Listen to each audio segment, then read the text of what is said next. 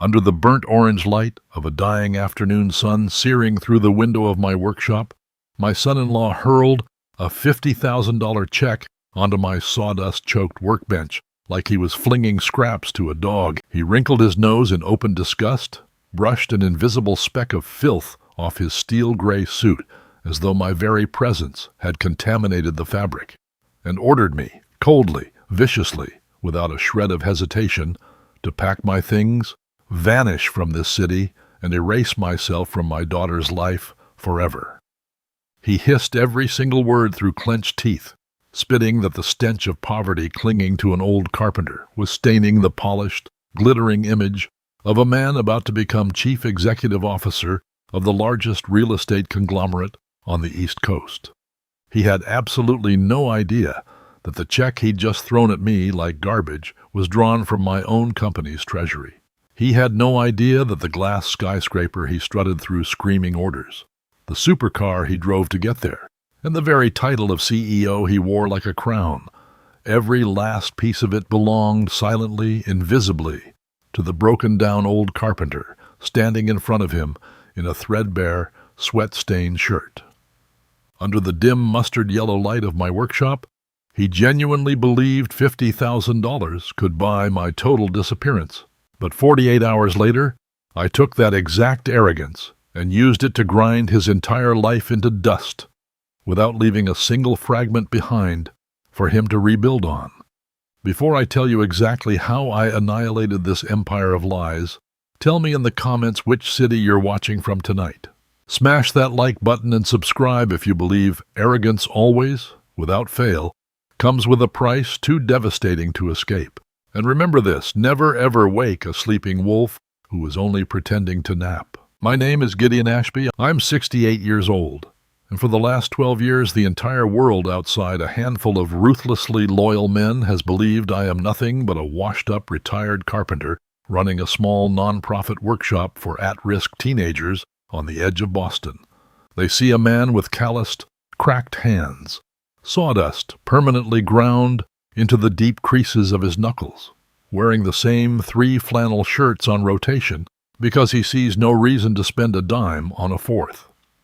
What they don't see, what almost no living soul is permitted to see, is that I am the anonymous founding shareholder, buried 3 layers deep through a family office quietly registered in Delaware, a Vanguard pinnacle, one of the largest and most powerful real estate and construction conglomerates on the entire eastern seaboard.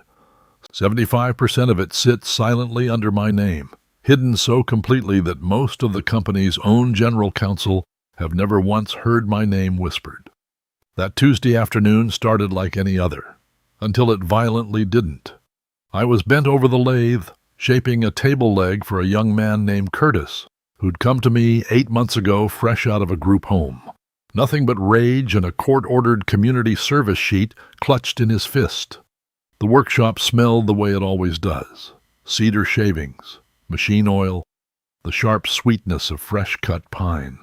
I heard the Bentley before I saw it, that low, obscene purr of an engine that had absolutely no business idling outside a building with a corrugated tin roof and a gravel lot pitted with potholes. I set down my chisel and wiped my hand slowly on my apron, already knowing with total certainty exactly who had come to torment me. Dalton Reeves stepped out first, my son-in-law, 35 years old, chief operating officer of Vanguard Pinnacle, married to my only daughter for 3 brutal years now. He wore a suit that cost more than most of my students' entire families earn in 2 months, and he strutted across my gravel lot like the ground itself had personally, deliberately offended his $900 shoes. Behind him came his parents, Gerald and Priscilla Reeves, stepping out of the car with the theatrical, exaggerated caution of people entering a building they were certain might infect them with something incurable. Gerald wore a cream cashmere sweater draped over his shoulders like a cape, even though it was 70 scorching degrees outside and there was nothing on earth he needed protecting from except his own bloated vanity. Priscilla was wrapped in a silk trench coat, her wrists and throat glittering violently with more diamonds than my entire workshop's annual operating budget. They swept their eyes across the tin roof, the stacked lumber, the dust motes floating gold in the afternoon light, with the exact curled lip expression you'd wear discovering something rotten and maggot-ridden in the back of your refrigerator. Dalton didn't offer so much as a greeting. He reached into his jacket and yanked out a check, pinching it between two fingers as though it might contaminate him, and slammed it down onto my workbench, right in the middle of a half-finished dovetail joint I'd spent the entire morning on. $50,000. He told me, in a voice stripped bare of any pretense of respect, that Vanguard Pinnacle needed this lot, my workshop, my little charity, the whole rotting plot of land beneath it, bulldozed and cleared for a new luxury development. A signature project, he sneered, the kind of thing that would finally shut up the board of directors who kept whispering behind his back that he'd only clawed his way into the CEO seat because he married well. He ordered me to sign the lease surrender papers waiting in his briefcase, take the money, and disappear somewhere far. He suggested, with a viciousness dressed up as casual generosity, that Arizona had a very reasonable cost of living for men in your situation, as though he were doing me some enormous favor by researching real estate markets on my behalf. I didn't say a single word at first. I just looked down at the check, then up at him, then at his parents standing behind him with their arms crossed like a jury that had already reached its verdict before the trial had even begun. That was when Priscilla decided to strike. She stepped forward, lifting the hem of her coat off the sawdust-strewn floor as though the ground itself might soil her, and spat that it was, frankly, a humiliating embarrassment to Dalton's entire career, that his wife's father dressed like a man who slept in a bus station gutter.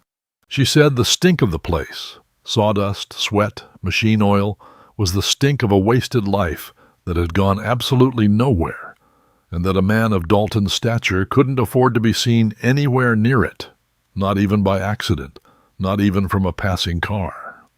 Gerald chimed in, calling me with a short, ugly bark of laughter, a drag on the family's forward evolution. He said it the way another man might comment on traffic, casual, certain, utterly devoid of malice, because he didn't consider me significant enough to warrant real malice. To Gerald Reeves, I wasn't a man he hated. I was simply an inconvenience, like a delayed flight or a jammed elevator. Dalton said nothing to stop them. If anything, he nodded along, arms crossed, a small, poisonous smile curling at the corner of his mouth, as though watching his parents brutally humiliate his wife's father in a dusty workshop was exactly the entertainment he'd been craving on his Tuesday afternoon. Not once did he glance toward me with anything resembling shame. Not once did it cross his self-satisfied mind that the man standing in front of him, wiping sawdust from his hands, might be something other than exactly what he appeared to be. I want you to understand something about me before I go any further into this story. I did not build what I built, and I will tell you exactly what that is very soon, by losing my composure when men like Dalton Reeves try to bait me. Anger is a young man's currency. It burns violently hot, and it burns out fast, and it hands your enemy precisely the reaction he was hunting for. I learned decades ago, in rooms far more dangerous than a converted workshop on the edge of Boston, that the man who stays silent is the man who is still calculating, still sharpening the blade behind his back. So I didn't raise my voice. I didn't so much as let my expression flicker. I looked down at the check, picked it up between two fingers exactly the way Dalton had held it out to me, and folded it once, slowly, deliberately, along its existing crease, tucking it into my shirt pocket, without a shred of ceremony. I told him I would think about it. That answer seemed to satisfy him far more than it should have. He gave a short, dismissive nod, the nod of a man closing a business deal he considered laughably beneath his true talents, and turned to leave. His parents followed, Priscilla stepping high over the sawdust, like it was live, glowing coals. Gerald already barking loudly into his phone about dinner reservations before he'd even reached the car door. I watched the Bentley pull out of my gravel lot in a lazy, contemptuous arc, tires crunching over loose stone, engine purring that same obscene purr, and vanish down the road toward the highway ramp. I stood there a moment longer in the gold afternoon light, listening to the silence settle heavily back over the workshop. Curtis, who had been sanding a chair leg in the corner the entire time, pretending very hard not to have heard a single word of it, finally looked up at me. He asked quietly if I was all right. I told him I was better than all right. I told him to lock up when he finished for the day, and I walked back to the small office in the rear of the building where I keep my tools organized in labeled drawers. And I picked up my phone. I dialed a number I have called perhaps a dozen times in 12 years, always for exactly this kind of occasion. Calvin Osborne answered on the second ring. He is the lead attorney for the Ashby Family Trust, a man who has spent 3 decades ruthlessly protecting the wall between the carpenter I appear to be and the man I actually am. I didn't waste a single second on pleasantries. I told him it was time. I told him to initiate the Supreme Audit Authority, the emergency clause buried deep in Vanguard Pinnacle's founding charter that only the majority shareholder can invoke, the clause that lets me tear back the curtain on every single financial decision made inside that company for the last 2 years. No exceptions, no delays, no mercy. Calvin didn't ask questions. He never does. He simply said, "Understood," in that flat, unhurried voice of his, and I could hear, even over the phone, the particular quality of silence that means a very careful, very dangerous man has just started moving with lethal precision. I hung up the phone, took the folded check out of my pocket, and set it down beside a framed photograph of my late wife, Margaret.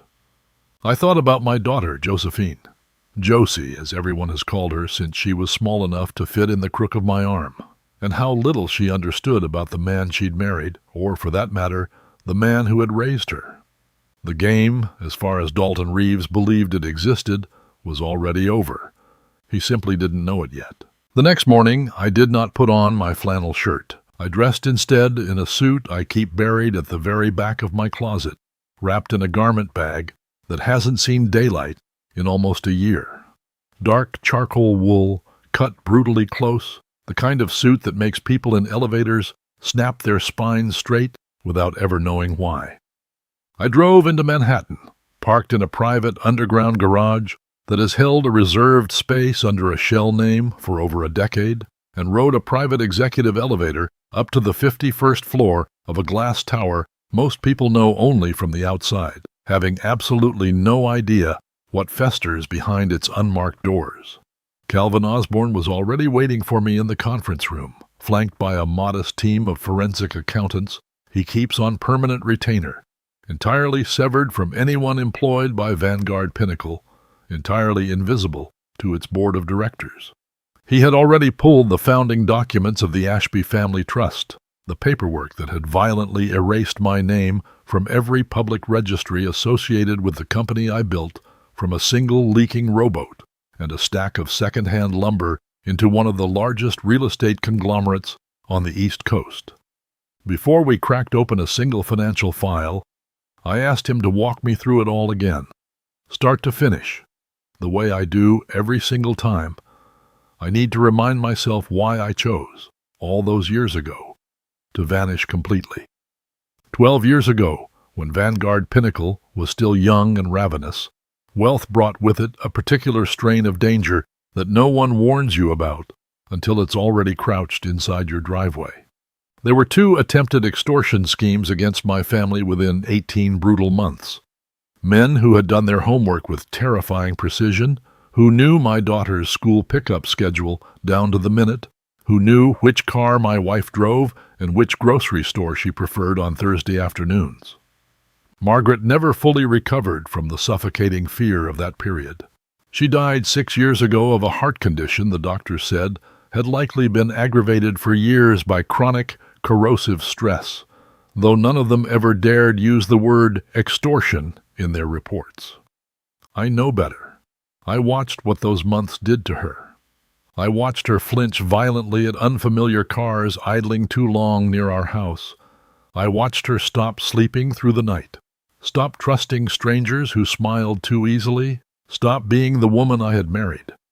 I made the decision, not long after we buried her, to vanish entirely from the public record. I placed my controlling shares into an irrevocable blind trust, scrubbed my name from every registry I could legally scrub it from, and became to the outside world a retired man of no particular consequence, running a small charitable workshop with sawdust ground into his hair. I told myself I was protecting Josie's childhood. I told myself I was giving her the one thing money could never buy her otherwise. An ordinary life, free of the predators who circle a name the second they learn what it's worth on paper. Which brings me to Dalton Reeves, and the question that had been gnawing quietly at the back of my mind since the day Josie first brought him home to meet me 3.5 years ago, glowing with the particular pride of a woman who believes she has finally found someone who sees her clearly. If my daughter had no visible fortune, if to any outside observer she was simply the daughter of a modest retired laborer, living on a small trust left by her late mother's family, why had Dalton Reeves, ambitious, image-obsessed, singularly consumed by his own advancement, chosen to marry her at all, when a dozen wealthier, better-connected women in his social circle had made their interest in him blatantly plain from the very beginning? Calvin had the answer prepared before I even finished asking the question. He slid a folder across the table, containing 3 years of quiet due diligence he had conducted the moment Dalton and Josie became engaged, precisely because a man in my position cannot afford to leave that particular stone unturned, no matter how desperately he wants to believe in his own daughter's happiness. The picture it painted was ugly in its surgical precision. Dalton needed a wife with no independent power base, no family attorneys watching his every financial move, no demand for a prenuptial agreement, and, most crucially, no inclination whatsoever to ask uncomfortable questions about where his money came from or where it vanished at the end of every quarter. Josie, kind-hearted, trusting, entirely unaware of my true resources, was close to the ideal profile, a woman whose love was genuine and unguarded, whose family appeared unremarkable, and whose devotion could be quietly, cynically weaponized as a wholesome, photogenic backdrop for a man who needed the board of directors and the society pages to see him as a grounded family man rather than the calculating predator he actually was underneath the tailored suits. The forensic audit that followed over the next several hours confirmed something I had already begun to suspect, though the sheer scale of it still managed to hit me like a fist to the ribs. Dalton wasn't stealing in any crude, clumsy way. He was too careful, or perhaps simply too well coached, for anything that sloppy. Instead, he had been quietly, methodically siphoning company funds through a mechanism buried in plain sight. The emergency risk budget, a discretionary fund the board of directors had granted him wide latitude to manage without line-item approval, ostensibly intended for legal contingencies, crisis public relations, and expedited land acquisitions where speed mattered more than paperwork. Over the past 18 months, Dalton had used that budget to retain a so-called land clearance consulting firm called Reeves Holdings, a name that should have set off screaming alarms the moment anyone bothered to read it aloud, because Reeves Holdings was registered on paper entirely under the names of Gerald and Priscilla Reeves. Vanguard Pinnacle.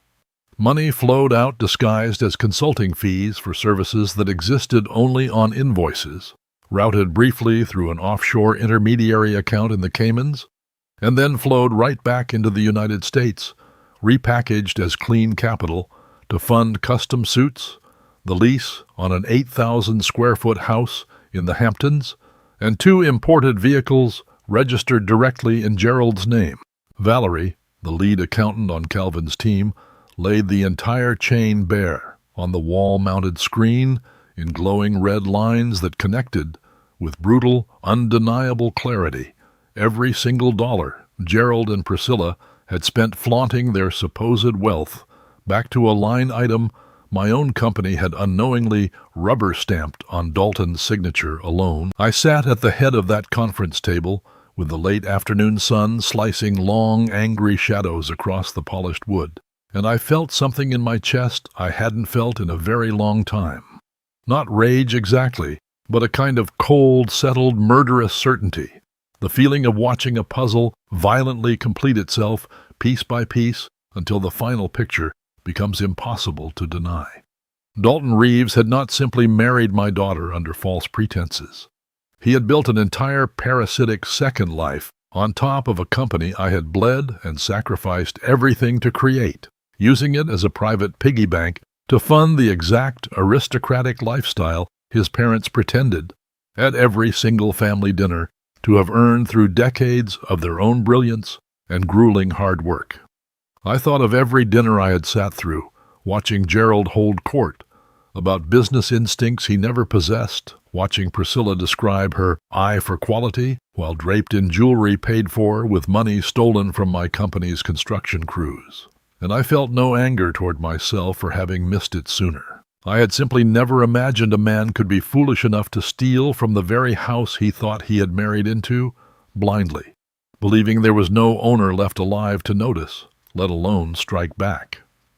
Calvin asked me quietly how I wanted to proceed. I told him I wasn't ready to move yet, not until the picture was complete, not until I understood exactly how deep the rot had spread, and exactly how much of my daughter's life had already been silently compromised by a man who saw her as nothing more than convenient camouflage for a crime already in motion.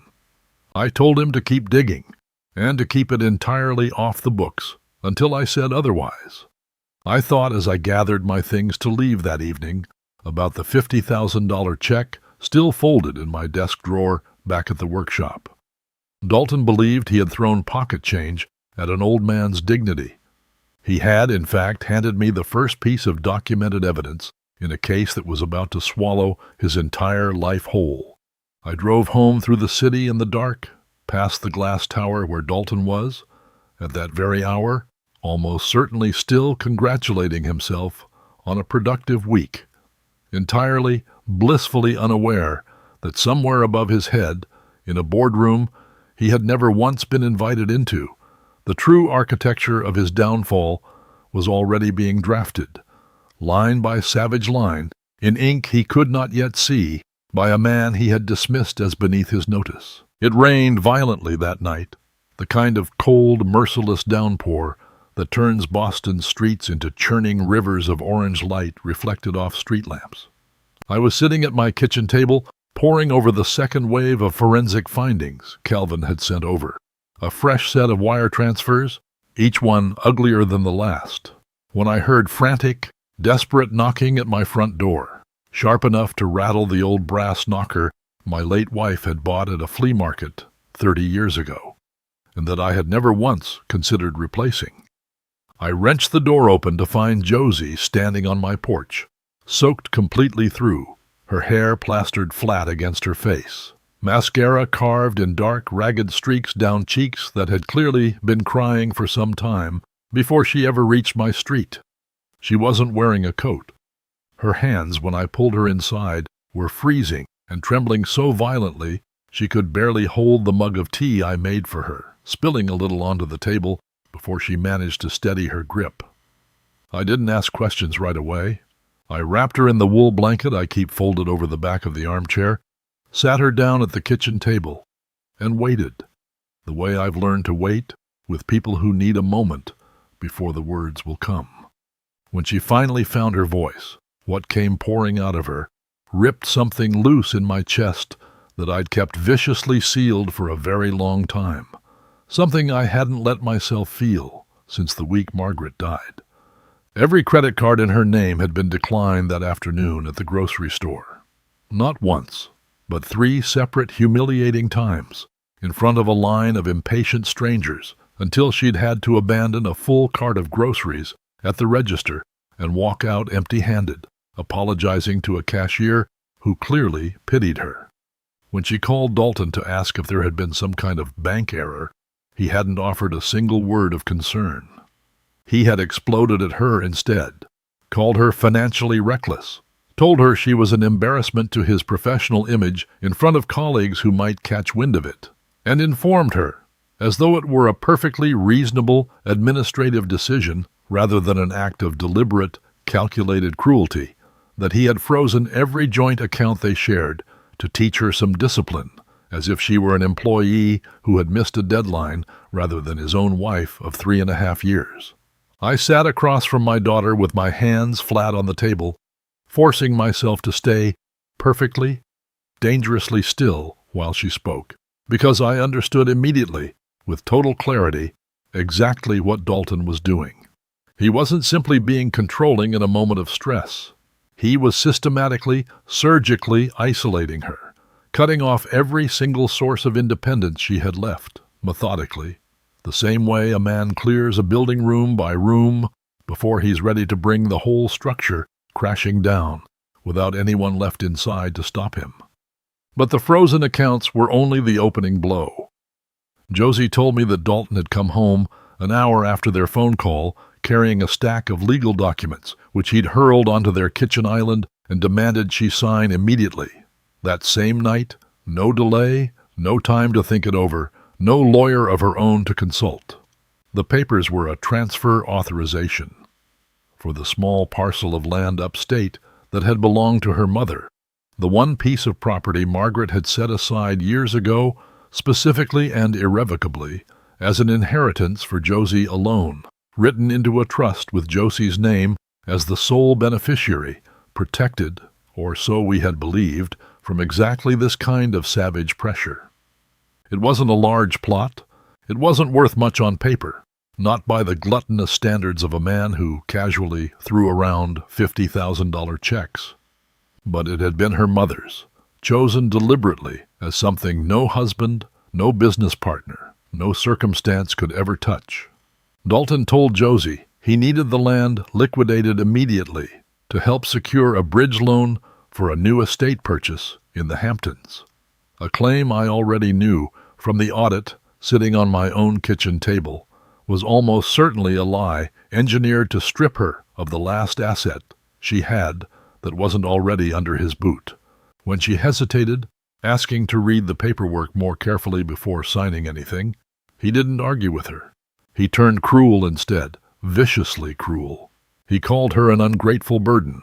He accused her of not trusting his judgment as a chief executive, as though her hesitation over her own dead mother's land were some kind of personal insult hurled directly at him. He told her that if she didn't sign by morning, their marriage was, in his words, effectively finished.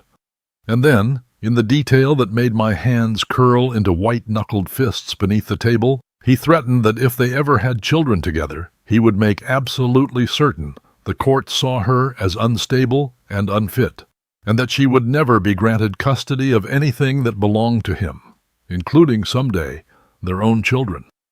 I sat there listening to my daughter describe being threatened with the loss of a family she didn't even have yet by a man who had never once, in 3.5 years, shown her a single ounce of the loyalty she had given him without question, and I understood exactly, with lethal precision, what kind of man I was dealing with.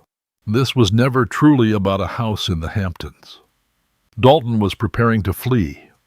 I could feel it now, the shape of his timeline solidifying in my mind as she spoke, the groundbreaking gala, the frozen accounts, the sudden savage hunger for liquid cash all slamming into place at once, and he intended to leave with everything he could carry, including the last untouched inheritance my late wife had left behind for our daughter, discarding Josie entirely the moment he no longer needed her as cover for the life he was quietly building underneath her.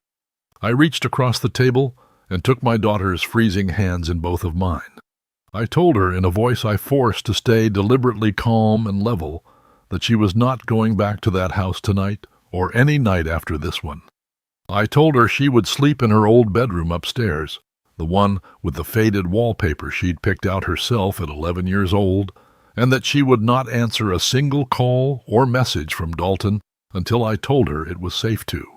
I told her without raising my voice even slightly that she was not to sign a single document he put in front of her, no matter what he threatened her with over the phone in the days ahead. She looked at me with an exhaustion so total it had almost burned straight through the fear underneath it, and asked me quietly what we were going to do. She still believed at that moment that she was asking a retired carpenter for comfort and shelter, not a man about to declare all-out war on her behalf using weapons she didn't yet know existed. I held her gaze and made her a promise I had no intention of breaking. I told her that by the end of this weekend, Dalton Reeves would never again have the power to threaten her or anyone else she loved for as long as he lived. I didn't tell her why I could make a promise like that with such absolute certainty.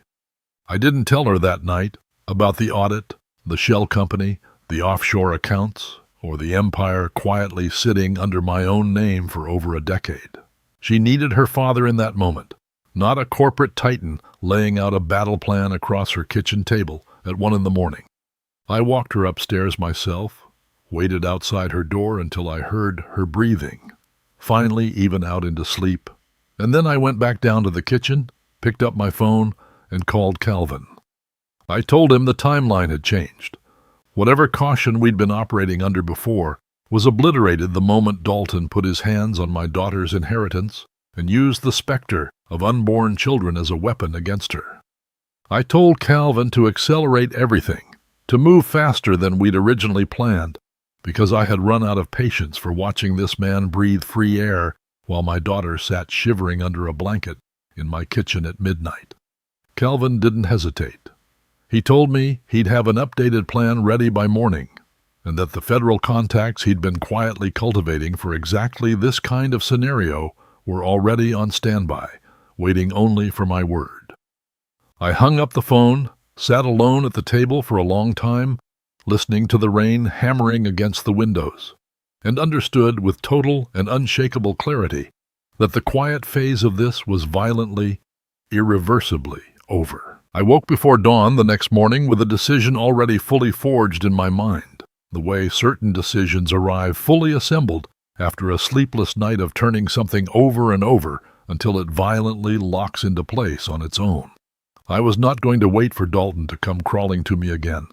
I was going to march into Vanguard Pinnacle headquarters myself, on his own territory, in the clothes he'd mocked in front of a hardware store cashier just days before, and hand him exactly the kind of rope he was too arrogant to notice he was tying around his own neck.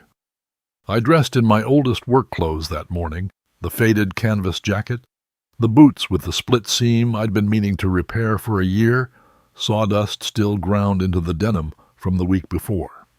Calvin had prepared the paperwork overnight, a formal written agreement drafted to look, on its face, like nothing more than the $50,000 buyout Dalton had originally proposed, my signature surrendering the workshop lease and my presence in Josie's life in exchange for the money. What Dalton didn't know, and what Calvin had built into the document with surgical, merciless precision, was that the agreement's language, combined with the recorded history of threats, the frozen accounts, the coerced inheritance transfer, and Dalton's own written communications from the days before, was more than sufficient to constitute a textbook case of extortion under federal law. I wasn't walking in to surrender. I was walking in to hand a prosecutor his evidence, gift-wrapped and signed in my own hand, with a date and a witness line at the bottom. I drove into the city and parked my truck directly in the visitors' loading zone outside the glass tower that houses Vanguard Pinnacle's headquarters, the same building where, somewhere above the lobby, my name sits silently on ownership documents no receptionist has ever laid eyes on. I walked through the revolving doors in my sawdust-flecked jacket, and I watched the entire lobby freeze to stare. Security guards exchanged sharp glances. A woman at the front desk half rose from her chair before catching herself and forcing a brittle, professional smile that didn't come close to reaching her eyes. I asked politely for Dalton Reeves and gave his office number as though I had every reason in the world to know it by heart, which, of course, I did. The elevator ride to the 32nd floor felt like it dragged on for an hour, though it couldn't have been more than a minute. When the doors opened, Dalton was already standing in the hallway, his face flushed a violent, blotchy red with fury and mortification, clearly having been warned by someone downstairs that his father-in-law was on his way up, dressed like he'd wandered off a construction site and into a building full of investment bankers and hedge fund managers. He grabbed my arm, hard, not gently, and shoved me quickly into a glass-walled conference room off the main corridor, away from the open floor plan where dozens of his employees could see us and start asking questions he had absolutely no interest in answering that morning. Gerald and Priscilla were already there, as it happened, having come by that morning to discuss dinner plans for the weekend's gala over coffee in Dalton's office. They looked up when Dalton dragged me in, and Priscilla's mouth curled into a slow, venomous smile, the smile of a woman who believes she's about to watch a stray dog finally get kicked outside where it belongs, once and for all, and told never to come crawling back. Dalton didn't waste time with pleasantries. He told me, sneering, that he was glad I'd finally come to my senses overnight. He slid the folder Calvin had prepared across the glass conference table, the same buyout language, formalized now with additional clauses. Dalton's own in-house counsel had bolted on overnight, each one designed to strip me further, to shackle me to permanent silence about the frozen accounts and the coerced land transfer, to make absolutely certain I would never breathe another word about anything I might have witnessed inside his marriage to my daughter. I read every line slowly, deliberately, letting him watch me read it, letting him savor what he believed was the sight of a broken old man finally accepting total, humiliating defeat. I picked up the pen Dalton offered me, an expensive fountain pen, the kind a man buys specifically so other people will notice it and comment on it at dinner parties, and I signed my name at the bottom of the page with a slow, steady hand. I did not rush. I wanted every second of it burned into his memory exactly as it happened, because I intended to make him relive it very soon, in front of a great many more people than the four of us standing quietly in that room that morning. Gerald let out a short, ugly bark of laughter the moment my signature dried on the page. He told me I had made the only intelligent decision of my entire pathetic life, and that it was a damn shame it had taken me this long to arrive at it, given how obvious the answer had been from the start. Priscilla added, with a delicate, cruel little shudder of distaste, that it was long overdue, that men like me needed to learn our place before we embarrassed families that had actually built something worth respecting. Dalton snatched the signed document off the table, jammed it into his briefcase with open, gloating satisfaction, and told me, in a tone dripping with contempt, that this was the last time he ever expected to see my face in this building or anywhere near his life again, for as long as he lived and breathed. I said nothing in response. I simply nodded, turned, and walked out of the conference room, past the rows of curious employees still watching from their desks over the tops of their monitors, and rode the elevator back down to the lobby alone. What none of them understood, what Dalton, drunk on his own perceived victory, had completely and catastrophically failed to grasp, was that he had just handed me a signed, dated, witnessed document proving he had coerced a threat of financial and personal ruin against a man he had absolutely no legal standing to threaten at all. Every clause his own lawyers had drafted overnight to punish me only strengthened, brick by savage brick, the case Calvin had been quietly building for days. The moment I was back in my truck, I called Calvin. I told him the signed document was now in play and that it was time to move on both fronts simultaneously, without mercy. First, I instructed him to deliver the complete forensic dossier, the shell company records, the offshore wire transfers, the falsified consulting invoices, and now the freshly signed extortion agreement itself, directly to a contact he trusted at the Financial Crimes Division of the Federal Bureau of Investigation.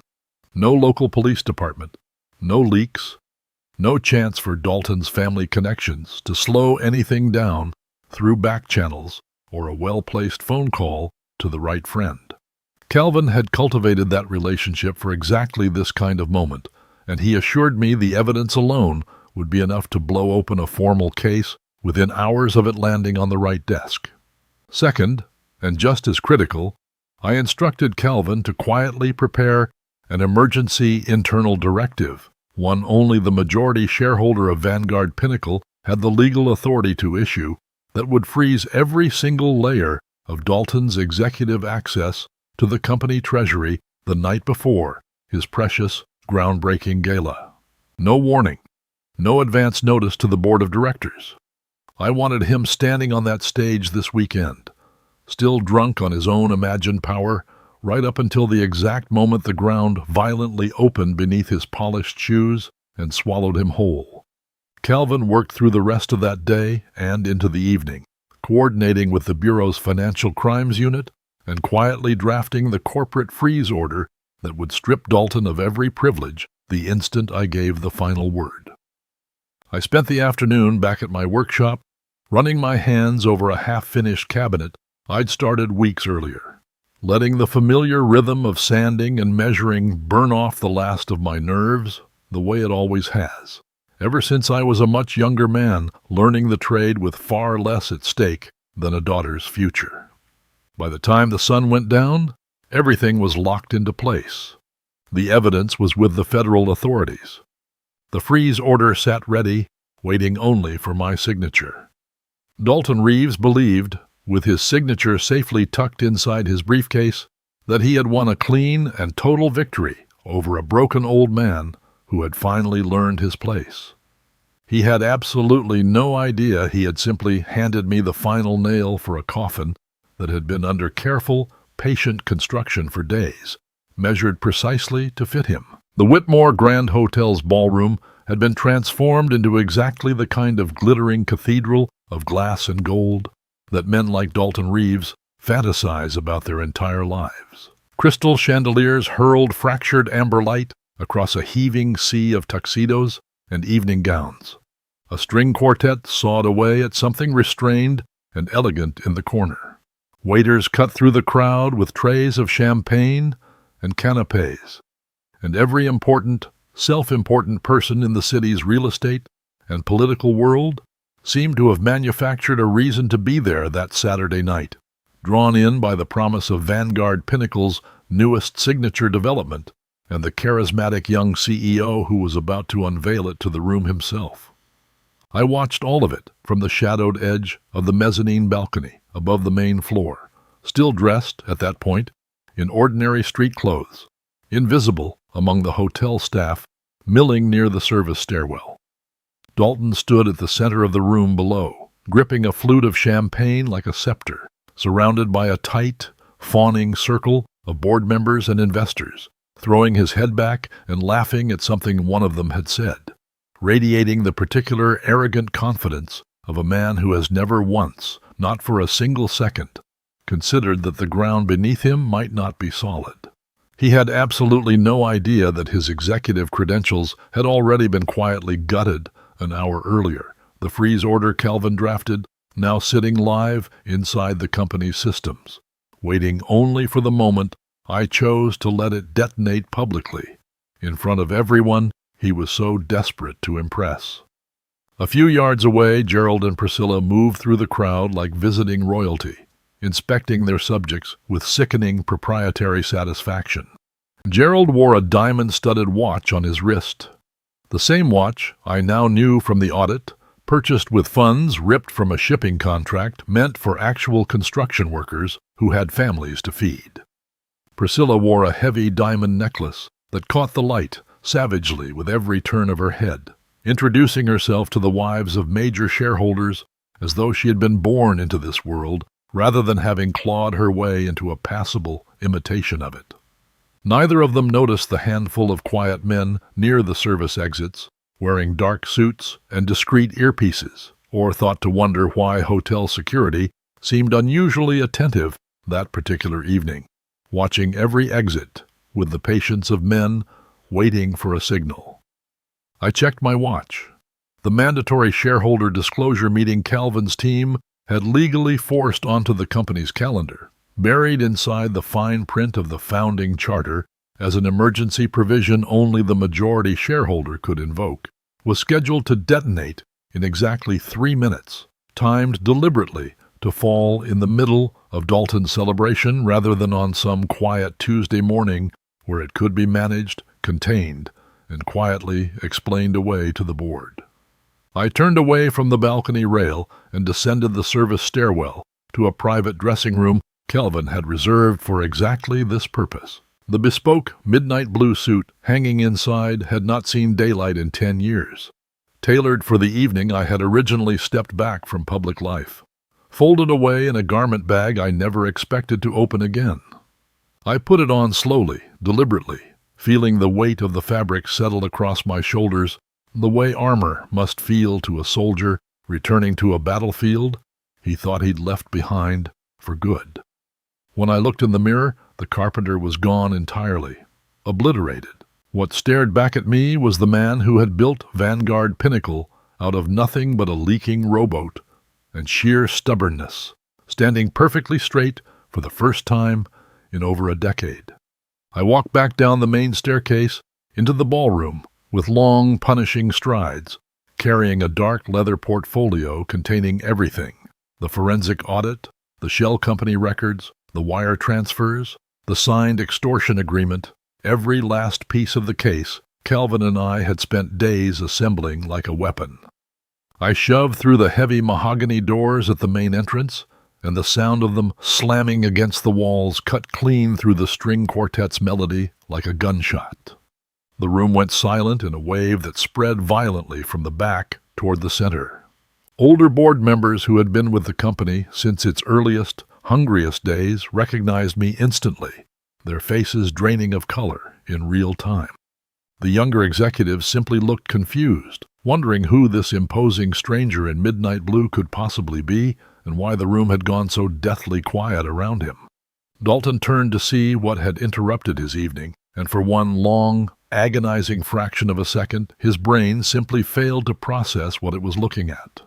The face of the father-in-law he'd humiliated in a hardware store, wearing the bearing and the tailoring of a man who owned the room outright.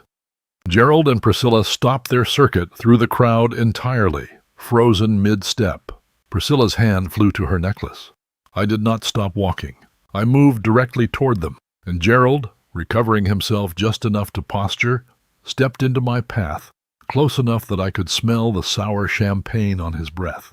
He demanded to know, spitting the words, how a pathetic beggar had slipped past hotel security. He accused me of sneaking in through a service entrance like a rat hunting for scraps at a party he considered far above my filthy station. Priscilla joined him, hissing that I was a disgusting embarrassment, ordering me to turn around and crawl back to my miserable little shack before she had me thrown out by force. I said nothing. I looked straight through them both, with the exact level of insignificance they had spent years assuming I possessed, and let the silence do far more damage than any words of mine ever could have. Dalton shoved his way between us, his face flushing a violent crimson, reminding me, loudly so every nearby guest could hear every syllable, that I had signed away every right I had just 2 days earlier. He threatened again to cut me off from Josie permanently. When his threats failed to produce so much as a flicker of fear on my face, his composure cracked wide open. He snapped his fingers toward the head of hotel security, a broad-shouldered man I had personally approved for hire a decade ago, and ordered him to physically drag me out into the street and call the police. He wanted the entire board of directors watching as he demonstrated once and for all exactly who held the power in that room. The security chief began to move toward me, hand rising to seize my shoulder. Before he could make contact, Calvin stepped smoothly out from the shadow of a nearby pillar and positioned himself directly beside me. The security chief froze the instant he recognized him. Every senior employee in that building knew that Calvin Osborne was the sole visible representative of the anonymous Founders Blind Trust, the highest legal authority in the entire corporate structure, answerable to no one in that room except the man standing beside him. The guard lowered his hand, stepped back, and bowed his head with quiet, immediate, unshakable respect. He did not look at Dalton again for the rest of the evening. Calvin didn't wait for the moment to fully settle before walking briskly toward the stage at the far end of the ballroom. He climbed the short steps, approached the microphone, and tapped it twice, the sound cracking through the room like a gunshot. The string quartet's bow dragged into an ugly, discordant screech before falling silent entirely. Every conversation in that vast room died within seconds, replaced by a heavy, suffocating hush. Calvin's voice, when he finally spoke, was calm, resonant, and utterly without warmth. He announced that he was calling an emergency mandatory shareholder disclosure meeting to order, invoking the specific provision of the corporate charter that permitted the majority shareholder to freeze all executive action and address the full board at any time, without prior notice. He told the stunned crowd that for the first time in over a decade, the anonymous founder of Vanguard Pinnacle had chosen to step out of the shadows, and that the founder was currently standing in that very room among them. Dalton let out a loud, theatrical scoff, adjusting his tie with a smug little flourish, entirely convinced this was some elaborate surprise orchestrated in his honor, a mysterious billionaire arriving to bless his triumphant evening with a public endorsement. He scanned the crowd eagerly, already composing the winning smile he intended to offer his imaginary benefactor, certain his night was about to get even better. Calvin raised one steady hand and pointed directly at me. Every head in the ballroom turned in a single, unified, violent motion, and I felt the full weight of the room's attention slam into me at once, the way I imagine a bridge must feel the instant the final load-bearing beam locks into place after years of quiet, grinding strain. I did not hesitate. I tightened my grip on the leather portfolio and began walking toward the stage, the crowd parting before me the way water parts around something it has finally, viscerally learned to fear. I climbed the short wooden steps to the stage and stood beside Calvin, facing a ballroom full of people who had spent the last hour desperately trying to place exactly who I was, and how a man dressed like a laborer could suddenly command this much terrified silence. Dalton stood frozen at the front of the crowd, less than 10 feet from the stage, the color draining violently out of his face by the second. Gerald and Priscilla stood a short distance away, rigid with panic, Priscilla's knuckles bone-white around the clasp of her stolen necklace. I stepped up to the microphone and let the silence stretch out, taut and unbearable, for one long moment before I spoke. When I finally began, I kept my voice level, unhurried, carrying the particular crushing authority that comes from a man who has already won the war and simply needs the room to catch up to that fact. I welcome the board of directors, the shareholders, and the assembled guests to this mandatory disclosure meeting. I told them that for the past decade, I had entrusted the daily operations of Vanguard Pinnacle to a new generation of leadership, believing in their vision and their integrity. I told them that trust without verification is simply foolishness, and that my own recent verification had uncovered a staggering, rotten level of betrayal festering at the very top of this company. I gave a single sharp nod toward the technicians in the audiovisual booth at the rear of the room, men Calvin had briefed hours earlier, whose loyalty answered to the trust rather than to Dalton's office. The massive screens behind me, which had been glowing all evening with the sleek logo of the new development, went black for a moment and then flooded with something far more damning. Blown-up images of offshore bank statements, shell company registries, and internal wire transfer logs, each one time-stamped and labeled with the cold precision of a courtroom exhibit. I walked the room through the fraud methodically, refusing to rush, even as I watched Dalton's face collapse in real time, crumbling like wet plaster. I detailed the fake vendor Reeves Holdings had been paid to represent, services that existed nowhere except on paper. I showed them exactly how the quarterly earnings reports had been quietly, systematically manipulated to hide the bleeding. I pointed to specific transfer dates, specific dollar amounts, tracing the money as it moved from the emergency risk budget through the Caymans and back into the country, transformed into custom suits, a leased Hamptons estate, and 2 imported cars registered in Gerald's name.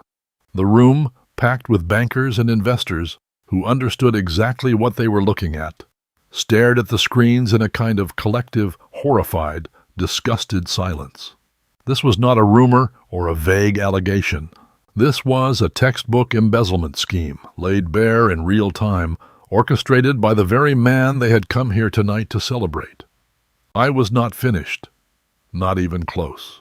I pressed a button on the podium, and the screen shifted to a formal ownership deed, a luxury vehicle purchase, its price circled in violent red, matched precisely against a wire transfer from a Vanguard Pinnacle Phantom account. I looked directly at Gerald and Priscilla, standing exposed now in the middle of a crowd that had begun, almost imperceptibly, to recoil away from them, the way a body instinctively flinches from something diseased and contagious. I told the room plainly, brutally, that the elegant lifestyle this family had spent years flaunting was nothing but a pathetic, rotten illusion, purchased entirely with capital, stolen from the company that employed thousands of honest people. I told them the diamonds, the cars, the leased estate, every visible symbol of their supposed success had been paid for with money that should have gone toward the health care and retirement funds of the construction crews who had built this company's actual foundations with their own bleeding hands. Gerald turned the color of chalk. Priscilla let out a strangled, choking sound and pressed a trembling hand hard over her mouth. The high society guests around them, the very people they had spent the entire evening desperately trying to impress, drew back further, leaving the 2 of them standing conspicuously alone in a widening, suffocating circle of silence and open contempt. Dalton could not absorb the total destruction of his world quietly. He let out a ragged animal shout and scrambled up the stage steps, his tailored tuxedo pulling awkwardly across his sweat-soaked frame, reaching for the microphone with shaking, desperate hands. He shrieked that the documents were fabricated, that this was a conspiracy to frame him, begging the board not to believe a single word I said. He was weeping now, all pretense of composure violently gone, promising he could fix everything, that he just needed one more chance to explain, that he would return the money if I simply turned off the screens and let him walk away with whatever remained of his dignity. I looked at him without a trace of pity, without a single flicker of mercy. I leaned into the microphone and told him, in a voice that carried to the very back of that enormous room, that his explanations were worthless and his promises meant absolutely nothing to me anymore. I told him his time as a man who believed himself untouchable was permanently, irrevocably over. I told him he was fired, effective immediately, stripped of every title and every privilege he had stolen his way into, and that he would never set foot inside a building that belonged to me again for as long as he drew breath. Dalton collapsed to his knees on the stage floor, sobbing violently into his hands, the full crushing weight of his ruin finally landing on him all at once. I raised my right hand. It was a small, simple gesture, the signal Calvin and I had arranged hours earlier. The heavy doors at the back of the ballroom swung open with a thunderous crack, and a team of federal agents from the Financial Crimes Division moved into the room with quiet, lethal efficiency, dark suits, and unmistakable authority slicing clean through what remained of the evening's glamour. The lead agent climbed the stage steps without hesitation, hauled Dalton up by the shoulder of his ruined tuxedo, and secured his wrists in handcuffs. The metallic click of the cuffs closing was, I will admit without a shred of guilt, the single most satisfying sound I had heard in longer than I care to say. Down on the ballroom floor, Gerald's instincts finally surfaced, and they were exactly as cowardly and pathetic as I expected. Rather than move toward his son, he spun and bolted for a side exit near the kitchen, shoving a startled city councilman violently out of his path. He didn't get far. 2 agents had been quietly stationed at that exact door for over an hour, and they intercepted him within seconds, slamming him firmly against the wall and securing his wrists while he shrieked in outrage and disbelief. Priscilla stood frozen near the center of the room, watching her husband pinned against the wallpaper and her son led away in cuffs. A federal agent approached her directly, produced a thick stack of legal warrants, and informed the entire silent ballroom that Gerald and Priscilla were under investigation for federal racketeering and knowingly receiving stolen corporate capital. Every vehicle, every account, every asset tied to the embezzled funds was being seized immediately, effective that instant.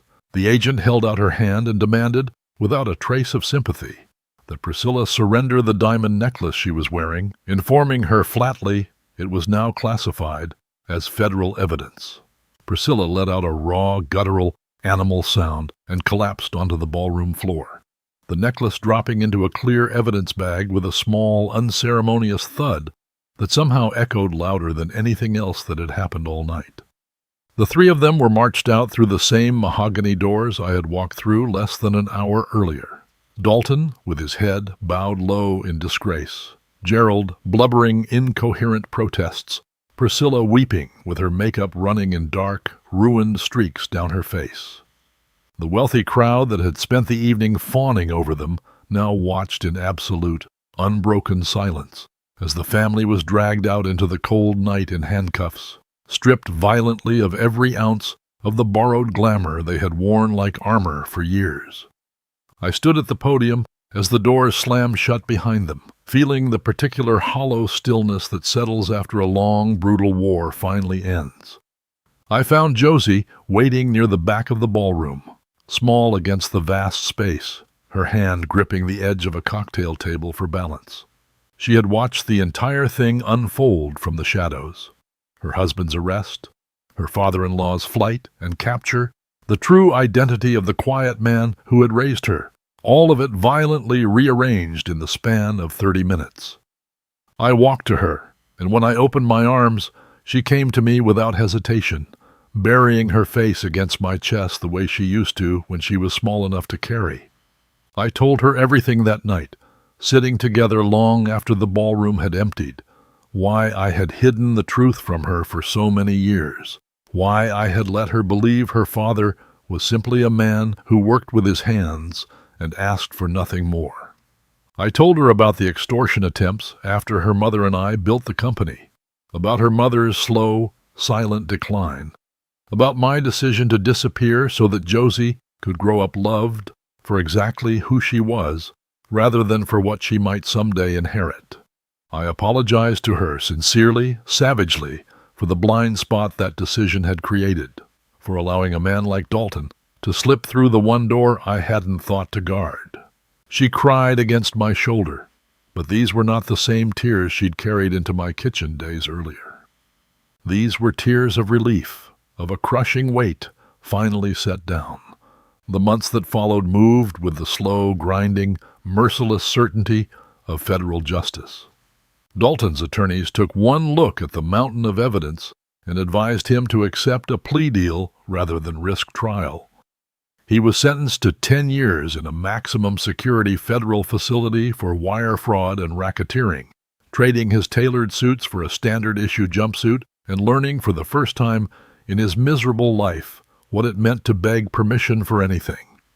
Gerald and Priscilla's seized assets were auctioned off to compensate the trust, their country club memberships revoked within days of the story breaking wide open, their once eager social circle evaporating into thin air overnight.